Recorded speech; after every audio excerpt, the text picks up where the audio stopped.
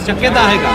आत्ता तरी राज्य आणि देशासमोर देशाची आर्थिक परिस्थिती, अडचणीत आलेला शेतकरी, खूप मोठी महागाई, बेरोजगारी आणि प्रचंड देशात होणारा भ्रष्टाचार, या सगळ्या परिस्थितीवर मात करणं हे याचं प्राधान्य आहे. मागच्या आठवड्यात इंडिया अलायन्सची एक मीटिंग झाली, त्याच्यात आमची सविस्तर चर्चा आर्थिक परिस्थितीबद्दल झाली आणि वारंवार राष्ट्रवादी काँग्रेस पक्ष, शरदचंद्र पवार याची भूमिका राहिलेली आहे की या आर्थिक संकटात ज्याच्यातून देश जातो आहे, माननीय प्रधानमंत्र्यांनी एक ऑल पार्टी मीटिंग ही बोलवावी आणि माननीय प्रधानमंत्र्यांच्या नेतृत्वाखाली देशाची आर्थिक परिस्थिती याच्याबद्दल सविस्तर चर्चा व्हावी, अशी आमची गेल्या अनेक दिवसांची नाही, आठवड्यांची नाही, महिन्यांची विनम्र विनंती सातत्याने राहिली. कोण कुणाच्या संपर्कात आहे मला माहिती नाही.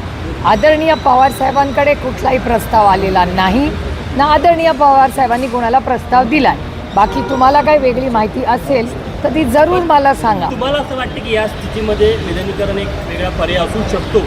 मी तुम्हाला खरं सांगू, आज देशाची आर्थिक, राजकीय आणि सामाजिक परिस्थिती इतक्या अडचणीत आहे की आता राजकारण करायची वेळ नाही, आता देश वाचवायची वेळ आलेली आहे. महागाई, बेरोजगारी आणि प्रचंड भ्रष्टाचार, नीटच्या परीक्षेचा आता आम्ही एकामेकात तू मे करत बसायचं का नीटच्या परीक्षेमधल्या मुलांचं भविष्य बघायचं?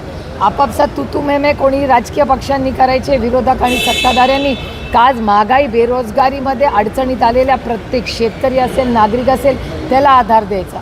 आम्हालाही काही जबाबदाऱ्या आहेत की नाही. लोकांनी विश्वासाच्या नात्याने धोरणात्मक निर्णय घेण्यासाठी आम्हाला आलेलं आहे आणि घरं फोडा, पक्ष फोडा असले उद्योग आम्ही केलेले नाहीत आणि कधी करणारही नाही. आणि आत्ता तृणमूलचं जे मॉडेल आहे ते शिवसेना आणि राष्ट्रवादीपेक्षा काही वेगळं नाही.